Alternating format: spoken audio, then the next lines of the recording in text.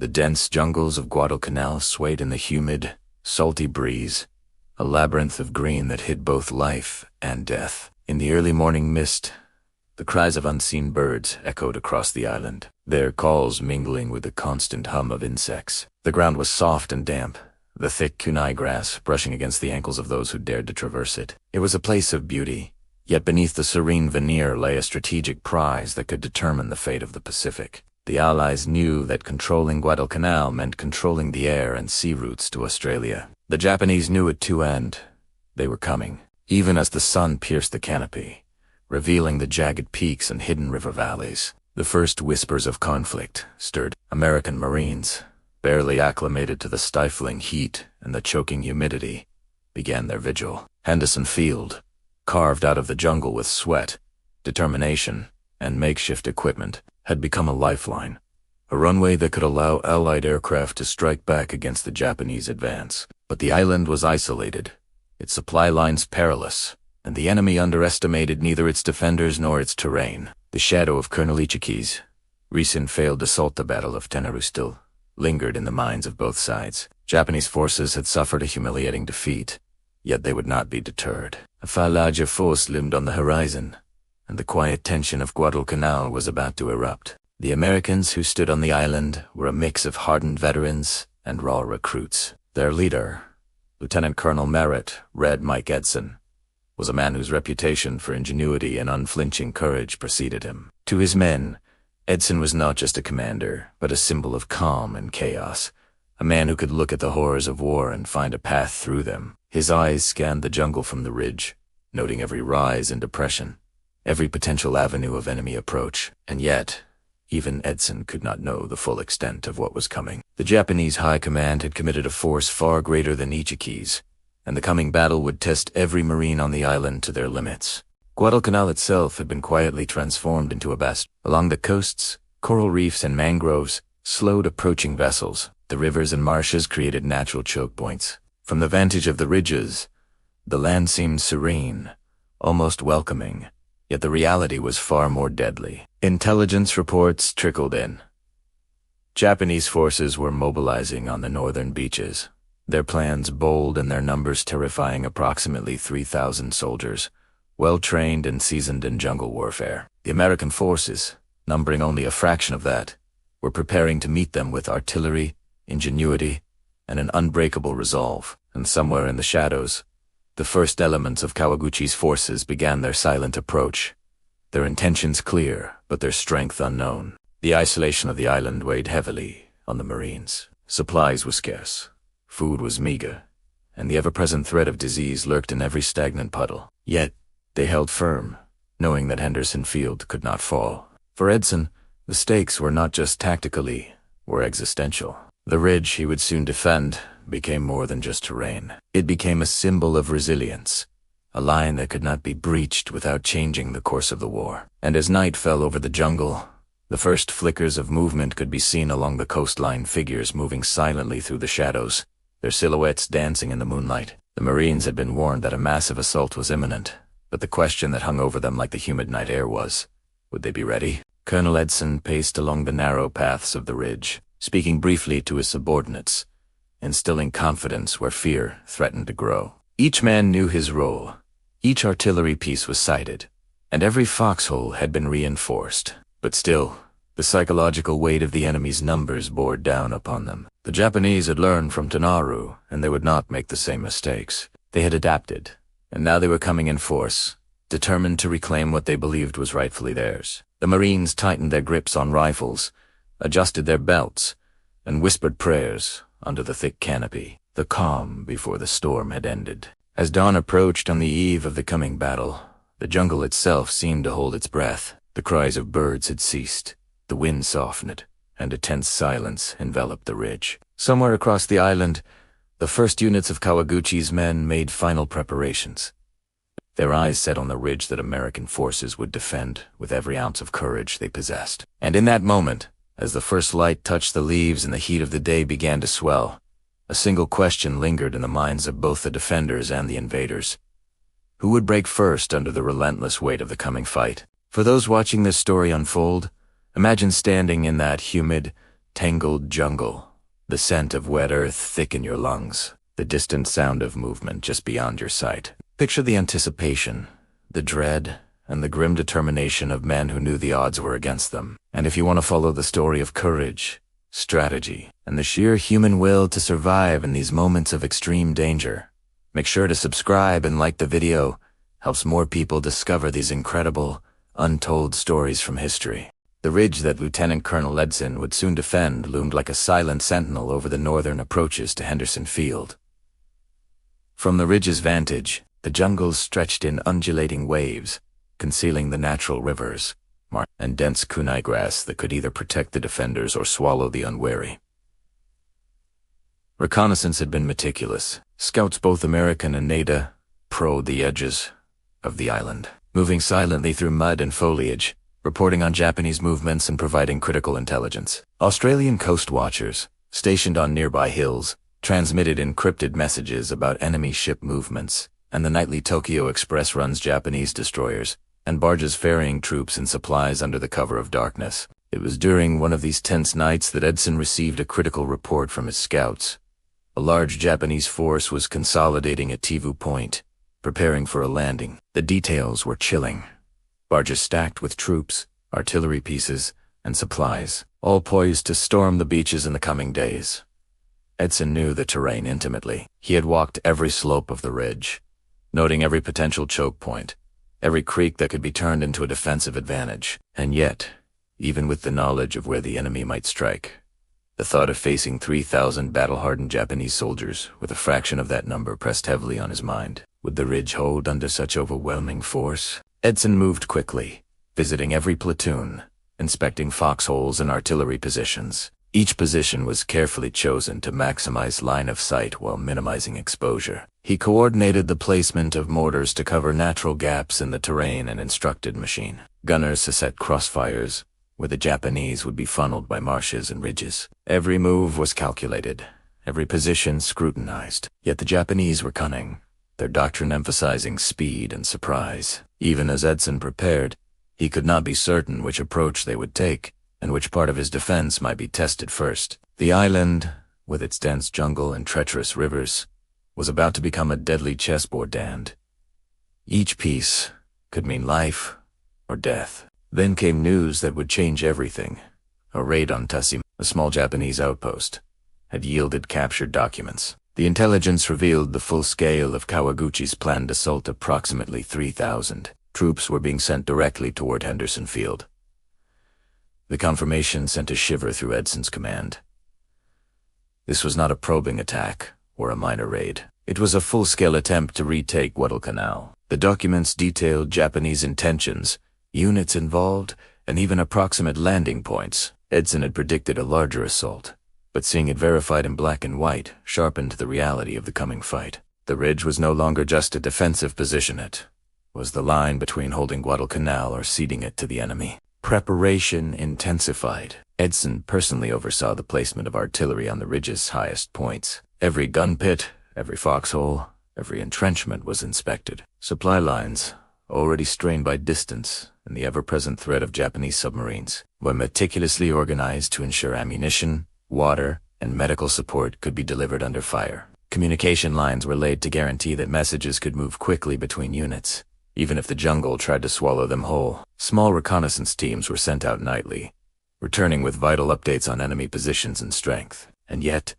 the psychological weight of the impending battle pressed on every Marine. Could they hold against an enemy that outnumbered them 3-1? The tension on the ridge was palpable, a tangible pressure that wrapped around every man like the humid night air. The Japanese, meanwhile, advanced with methodical precision. Under the cover of darkness, their barges pushed through coral reefs, disgorging troops silently onto the beaches. Edson watched from his observation posts, binoculars tracing movement through the shadows. The Tokyo Express had become infamous for its speed and daring, and now it threatened to deliver a blow that could crush the Americans' tenuous hold on Guadalcanal. The ridge became a magnet for both anticipation and dread. Every flash of movement in the moonlight was scrutinized, every sound amplified by tension. The island itself seemed alive with expectation, the wind whispering through the kunai grass, as though aware of the approaching storm. Edson knew that the ridge alone could not stop the Japanese if approached recklessly. Artillery needed to be coordinated with infantry. Machine guns had to cover potential landing points, and the jungle's natural obstacles had to be exploited to channel the enemy into kill zones. He drilled his men relentlessly, emphasizing discipline, fire control, and coordinated response. Each Marine understood the stakes.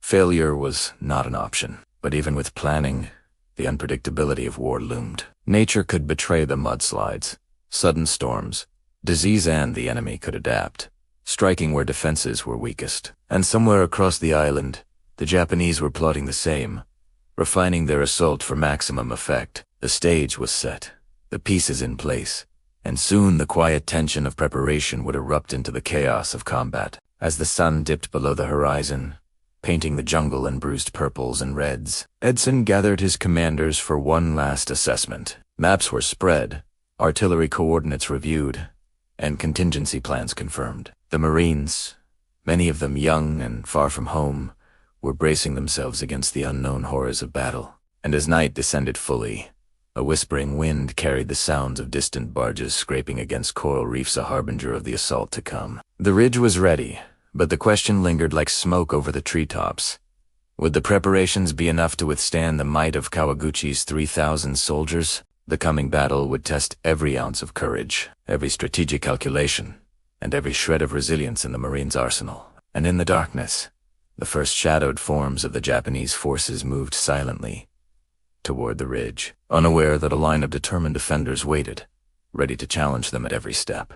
Night had fallen over Guadalcanal, and the jungle was alive with sounds that both unsettled and warned. PFC Walter Borak crouched in the mud, rifle ready, sweat stinging his eyes as he tried to make sense of the shifting shadows ahead. The kunai grass towered above him, brushing against his helmet, as if the jungle itself were conspiring to hide the approaching storm. Somewhere to his left, a machine gun clattered to life, sending staccato bursts into the darkness. The Japanese were coming. Thousands of trained soldiers were moving with silent purpose, their approach masked by the night, yet their presence felt in every rustle and every footfall. Could a handful of Marines withstand such an onslaught? Edson had anticipated this moment, but even his careful preparation could not eliminate the tension that gripped the ridge. The enemy attacked in waves, their discipline and numbers apparent even in the dim moonlight. Artillery opened up, screaming across the ridge, illuminating the jungle in flashes of fire that revealed fleeting glimpses of advancing troops. Borak and his comrades fired in measured bursts, aiming not just to kill but to hold. Every bullet, every movement, was choreographed by countless hours of preparation. Yet, in the chaos, one misstep could be fatal. The ridge was their lifeline, their shield, and their trap. And as the first wave crashed into their lines, a single thought burned through the minds of every Marine. How many could they stop before the enemy broke through? The Japanese pressed relentlessly, weaving through the mud and the kunai grass, shouting their battle cries that pierced the night. Borak's unit found themselves surrounded in pockets, forcing them to fight not just with weapons, but with sheer cunning. They lured enemy soldiers into ambushes, flanked them through narrow passas, and used the natural creeks as barriers, slowing the relentless tide. Each maneuver tested the physical and mental limits of the men. Fatigued gnawed at their muscles, heat and humidity sapped their energy, and the cries of the wounded haunted the air. And yet, amid the terror, a sense of grim determination held. Firm the ridge must not fall. Red Mike Edson moved like a shadow among his men, his presence a beacon of courage. He shouted instructions over the roar of gunfire, rallied wavering soldiers, and personally manned positions when gaps threatened to open. At one point, he lifted a fallen comrade out of harm's way, repositioned a mortar under enemy fire, and returned to his men without hesitation. His leadership transformed fear into discipline, chaos into controlled resistance. The Japanese found themselves facing not just a line of riflemen, but a living, breathing force of resilience. Yet for every step the Marines held, the enemy pressed harder, testing their mettle. And when a wave of Japanese soldiers attempted to flank the ridge from a creek, the Marines' resolve and Edson's command would be tested like never before. Artillery thundered across the ridge, the concussions shaking the ground beneath the Marines' boots. Small units executed flanking maneuvers with precision, channeling Japanese soldiers into kill zones. Borak, his uniform caked in mud, watched the devastation unfold, amazed at how strategy and terrain could turn the tide against overwhelming numbers. The Japanese fought with a mixture of discipline and desperation, their own losses mounting even as they pressed forward. And in the midst of the chaos, Borak caught a fleeting glimpse of Edson coordinating movements with a calm he could scarcely comprehend. Each decision, each order, was a gamble with life and death hanging in the balance. But the most terrifying question loomed. Would their courage and tactics be enough to withstand the relentless waves of enemy soldiers? The battle stretched on through the night, each hour a crucible of endurance. Marines held their ground, swapping positions, delivering covering fire, and dragging the wounded to safety whenever possible. The jungle became a blur of motion, fire, and smoke. Every tree and bush a potential ally or threat. Edson's leadership was the linchpin. But the heroism of individual soldiers, the quiet bravery of men like Borak, made victory conceivable. Explosions tore through the ridge, illuminating the ferocity of the fight.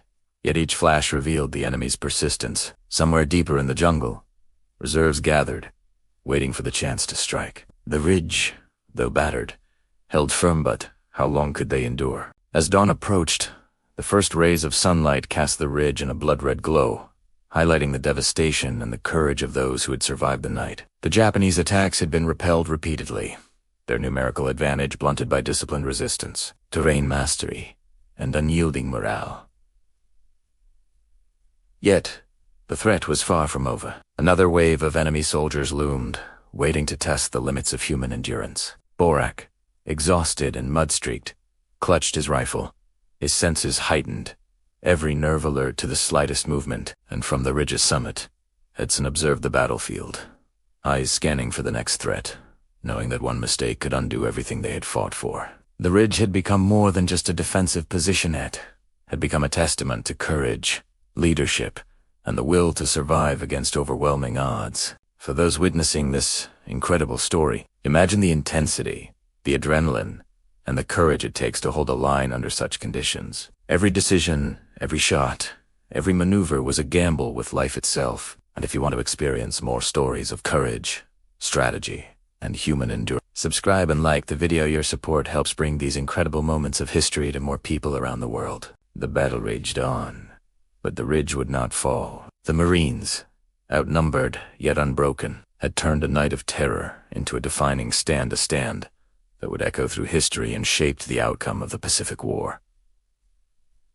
Yet the consequences of this fight were only beginning to unfold, and the dawn would reveal not just survival, but the heavy costs and the strategic victories that would secure Guadalcanal for the Allies. As the sun climbed above the jagged peaks of Guadalcanal, the first rays illuminated a battlefield transformed by night. The ridge, once a silent sentinel, now bore the scars of combat, churned mud, spent shell casings, and the smoldering remains of fallen trees. The jungle, which had concealed both life and death, seemed to exhale a heavy, almost mournful sigh. Marines stood in exhausted clusters, faces streaked with mud and sweat, surveying the aftermath. The enemy had come in waves, but the ridge had held. The Japanese forces, their numbers formidable and spirit unyielding, were forced into retreat, leaving behind the bodies of comrades, abandoned equipment, and the bitter proof of their failed assault. Lieutenant Colonel Merritt, Red Mike Edson, moved among his men, offering words of encouragement and quiet congratulations. He had witnessed courage on a scale few could imagine, soldiers holding their positions despite fatigue, fear, and loss. PFC Walter Borak and countless others had endured the night's horrors with grim determination, their discipline and bravery turning the tide against an enemy whose numerical superiority should have overwhelmed them. Yet, victory had come at a cost. The ridge was littered with casualties, the sounds of the wounded calling for aid mingling with the jungle's reclaimed silence. And as Edson looked out over the ridge, he knew the battle was not just won in physical terms. It had been won in spirit, in leadership, and in the unbreakable will of those who refused to yield. News of the Japanese retreat spread quickly through the ranks, carrying with it both relief and a somber awareness of the sacrifices made. Edson, recognized for his exceptional leadership and valor, would later receive the Medal of Honor. But the accolades could not erase the memories of the night. The deafening roar of artillery, the crackle of gunfire, the screams of men in the mud. Each Marine, while proud of their achievement, bore the psychological weight of combat, the fatigue, the fear, and the grief. Guadalcanal was secured, but the human cost was etched into every expression, every posture, every silent reflection on the ridge. Henderson Field remained operational, a beacon of American resolve in the Pacific. Its strategic significance could not be overstated. By holding the ridge and repelling Kawaguchi's assault, the Marines ensured that the Allies maintained control of the island, safeguarding crucial supply lines to Australia and halting Japanese expansion in the South Pacific. The battle demonstrated that skill, leadership, and determination could overcome overwhelming odds, challenging conventional military wisdom that prized a numerical superiority above all else. The ridge became more than Tehran. It became a symbol of tactical ingenuity, human endurance, and the decisive role of morale in warfare. The broader implications of Guadalcanal's defense soon became clear. With the island secure, the Allies could launch airstrikes against Japanese positions, disrupt supply lines, and prepare for counteroffensives across the Pacific. The battle shattered the myth of Japanese invincibility, demonstrating that disciplined, well-led forces could not only survive but prevail against superior numbers. It was a turning point that reshaped the Pacific War, giving the Allies momentum and confidence in a campaign that would stretch across thousands of miles of ocean and jungle. Yet amid the strategic victories, the personal sacrifices remained raw. Friends lost, lives forever changed, and the psychological scars of battle that would linger long after the guns fell silent. As the island slowly returned to a semblance of calm, the Marines took stock of their position. They rebuilt fortifications, tended to the wounded, and prepared for the inevitable next engagement. Guadalcanal had proven the effectiveness of intelligence, terrain mastery, and leadership in combat, but the war was far from over. Each soldier knew that more challenges lay ahead, more waves of the enemy would come, and more sacrifices would be demanded. And yet, in those quiet moments of reflection on the ridge, they also understood something profound. That courage, unity, and the unyielding defense of a vital position could alter the course of history. The Battle of the Ridge became legendary, not merely for its strategic outcome, but for the human stories woven into its fabric. PFC Borak's endurance, Edson's leadership, and the collective bravery of the Marines embodied the essence of combat in the Pacific. A relentless struggle against nature, the enemy, and the limits of human endurance. The ridge stood as a testament to what could be achieved when determination, planning, and heroism converged in a moment of history. Guadalcanal had been secured. The Pacific campaign had shifted in favor of the Allies, and the world bore witness to the extraordinary courage of ordinary men thrust into extraordinary circumstances. As we look back on this epic stand, it is a reminder of both the cost and the glory of warfare. Every bullet fired, every step through the mud, every act of leadership contributed to a decisive victory that shaped the Pacific War. The legacy of Guadalcanal endures, inspiring future generations to understand that strategy, courage, and unbreakable resolve can alter the course of events. History remembers not just the tactics and terrain, but the men who stood their ground, the leaders who guided them, and the enduring human spirit that turned a ridge in the jungle into a symbol of triumph.